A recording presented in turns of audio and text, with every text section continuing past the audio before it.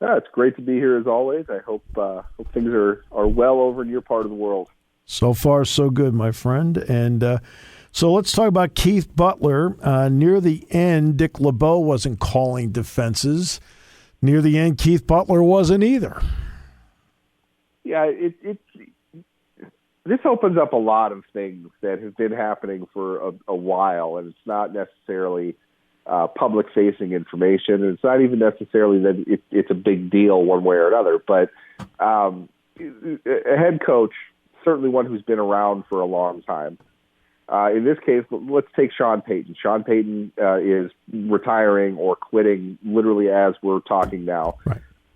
Sean Payton has been calling plays in New Orleans for a very long time. Mm-hmm. That's not a secret. It's not something they necessarily divulge or dive into. But Mike Tomlin has been as successful as Payton. He is more of a defensive coach and has been. He took that role over probably after Dick LeBeau left, because Dick LeBeau is a legend, and no offense, but Keith Butler is not. Tomlin is the one who is held to a certain standard. He's the one who was paid a lot more money, and the coordinators tend to report to the head coaches. So Tomlin, if you want to call it this, pulling rank and saying, I'm going to call the defense on a first-year coordinator really shouldn't be seen as all that much of a surprise.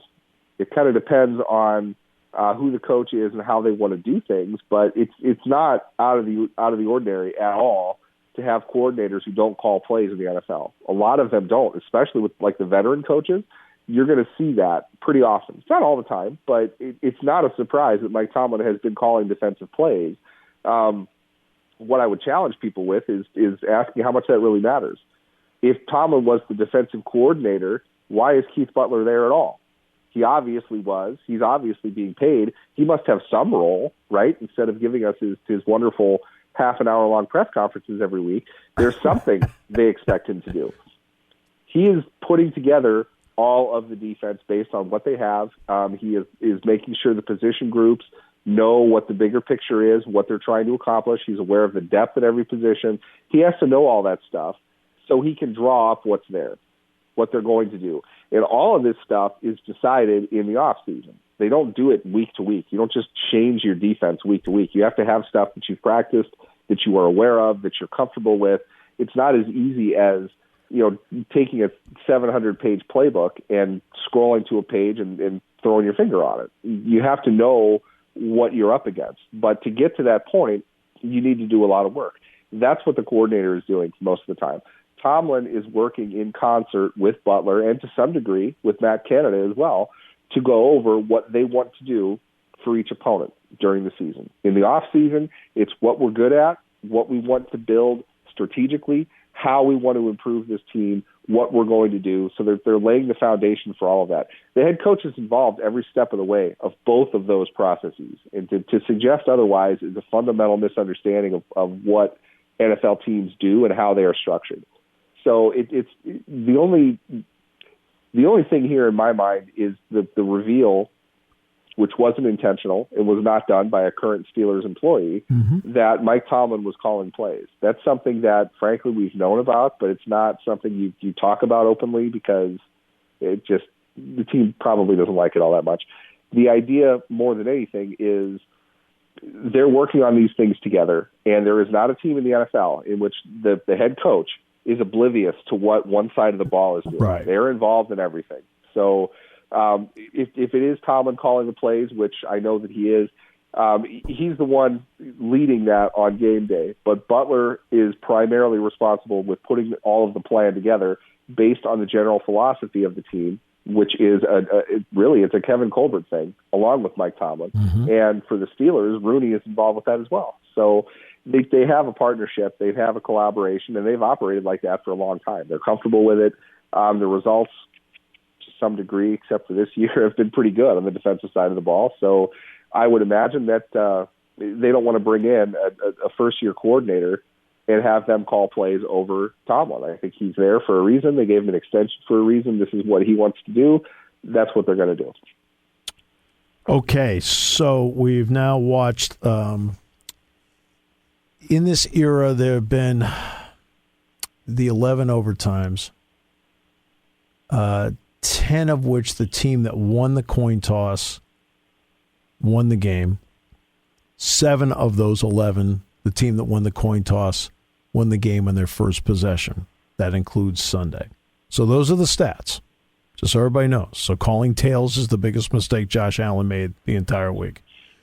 The NFL is the only professional sport that I know of where both teams don't get shots at it. Should the NFL change its postseason overtime rule? I think it's a really layered subject, and the stats don't lie. That's kind of the thing. I'll say this.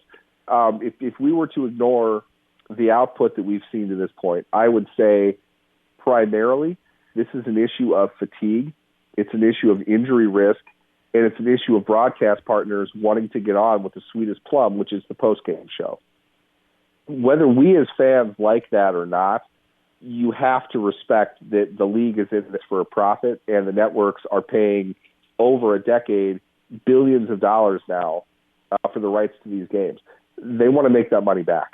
Yeah. So that's the direction the league wants to go. It's going to operate accordingly. And at the same time, I don't think that it diminishes the product on the field very much. And I can say that because as fun as the game was, there is a difference between arguing for fairness versus arguing for entertainment. I would have liked to have seen the game go on. You know who wouldn't? Probably every player that was on the field at that point. Right. Playoff football is not a walk in the park. It's not leisurely and fun the way that the fans think that it is. It's brutal. And those teams were beating each other up pretty badly. Right. You saw it. It's not. Here's another thing. I'm not trying to go off the rails here, but go ahead. No, we're having fun with it. It's great to see a great player like Josh Allen and Patrick Mahomes making plays. The defenses were gassed. Both of them were just dead. I agree. I agree with that. You saw Mike Hughes. His ankles might have broken. I'm not sure. It wasn't a great move to his inside. He's completely dead. Okay, he's tired. Yep. That's why he slipped and fell. I have no clue what Leslie Frazier was calling at the end of the game. I have no clue. That's not great football. Just because Travis Kelce makes a 25-yard play does not mean it's a great play, okay? People get stuck into this mindset that offense means quality. The end of that game, objectively, was terrible. It was really, really bad. So the idea that somehow or other, from a metaphysical level, Josh Allen was owed a possession in overtime makes zero sense to me at all. It comes down to a coin toss. I don't know where you draw that line exactly. But I also know that football is an attrition game. Right. You take possessions, okay? You earn possessions. The coin toss thing, I get that it seems weird. Give me another proposal that can make up for the fact that the players at the end of an extremely violent, competitive game are able to go out and play well. They're able to protect themselves as well. Basketball, you can be fatigued for sure. You are not running nearly the risk of injury if you're tired in basketball as if you are in football, okay? You can't do it all that much differently than what it is right now. You cannot have them play an entire other quarter of football. You can't shorten the clock and then give out possession to somebody. All of these things come with caveats that have legitimate problems that go beyond fan entertainment. That's why they have the system that they have. And I get that it seems silly. I don't think there is a better way to do it. I think there are a million different ways, and they're not going to change it year to year. They're going to want what appears to be the most reasonable outcome. To me, and I've said this before, to me, fair is a place you show pigs in August, okay? It's not in football. That's not the way the game is designed. There's a coin toss at the beginning of the game that nobody cares about at all. The coin toss in overtime gets everybody up in arms because now suddenly both teams deserve a chance to get the ball. I don't understand why. It's not Josh Allen's fault that their defense gave up 42 points, but it absolutely is the Buffalo Bills' fault. Who's the game being played for? The Bills or Josh Allen? Okay, it's a team game. At some point, you have to step up and make a stop, and the Bills just flat out couldn't do that. Would that have happened to the Chiefs too? I don't know, maybe. So you flip the coin. It's 50-50 for both sides. What else do you want to do that makes sense? I have yet to hear a proposal that makes any sense. It covers fatigue. It covers length of game. It covers safety. It's just there's not much else you can do. And I get that people are all up in arms, but this is just not – it's not worth it. At some point, you have to step up and stop a team from scoring. And clearly, Buffalo was not able to do that at the end. This is why we saw the amount of scoring that we did at the end. It's not because just solely that Patrick Mahomes and Josh Allen are fantastic players. They are, no doubt. But they were playing against completely depleted defensive teams. It was over at that point. You hoped the game wouldn't have to go into overtime, but you can thank Buffalo for that again. That again, is their fault. It's not Josh Allen's problem, but I'm not putting the loss on Josh Allen either. I put the loss on the Buffalo Bills. Oh, no, the loss does belong to the Buffalo Bills, especially defensively, because you should be able to defend 75 yards in 13 seconds. So you should. You're talking to somebody who did 9 overtimes. seven of which were 2-point conversions. So, yeah, exactly. So I'm a witness to, and to be honest with you, I think the 2-point conversion thing, I know why they did it. Because LSU and Texas A&M from the 25-yard line did 7 overtimes. I understand that. So it's one play. But after broadcasting it, it's ridiculous. It's just it's an arcade game. We're playing we're playing a video game version of the sport that they just spent. It's penalty shots. It's PKs in the World Cup. And that I don't even going to get into that. I've had conversations with people about it. I'm not a big soccer fan. I respect the game. Yeah. I hate the fact that games like that end on penalty kicks. Now, to be fair, I don't know what else you could do in soccer. Oh, no. It's not a sport that you score. I mean you can't sit there and start on Wednesday and on Friday they're still playing. Yeah. I mean, that could last as long as World War II in some cases. You have to be able to end it somehow. It's beside the point, though. Football is the middle ground. It's not the scoring of basketball. It's not the scoring of soccer. In between that, possession is, with the exception of one coin toss that decides the possession of the start of the first half and the second half, you are actively battling for possession. That is the game. So I don't know another way to do it. I've heard people say, well, the last team to score. Why? It's completely arbitrary. That has nothing to do with anything at that point. The last team to score could have been in the first quarter. Look at the San Francisco Green Bay games. That went into overtime. Why should San Francisco get the ball? Because they block a punt and somebody fell out in the end zone. That doesn't mean anything. At least a coin toss is 50-50.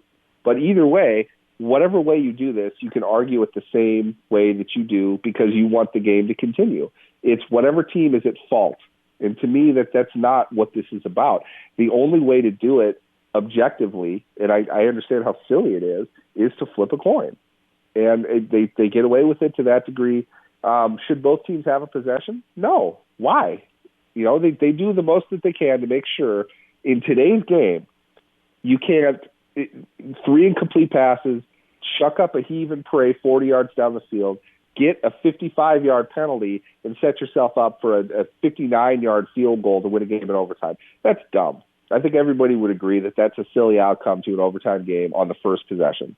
Mm-hmm. You eliminate that possibility.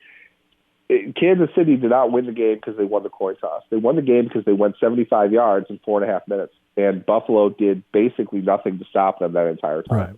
Yep. That's it. It's not the coin toss. Mm-hmm. It's your defense. And you lost. It's tough. I know. Kansas City lost the same way to New England a couple of years ago. Yes, I'm sure they were upset about it then. Yep, exactly. It's gonna happen. I get it. It's gonna happen. I don't think there's a better way to do it. I don't think that there is. But you know what? How about this? Root for the Baltimore Ravens. John Harbaugh doesn't believe in overtime. He wants to win the game straight up. Maybe that's the best way to do it. I'm not. Always a pleasure, my friend. I know you'll bounce back to 100% shortly. I'm gonna. That's my plan. Thanks for having me, guys.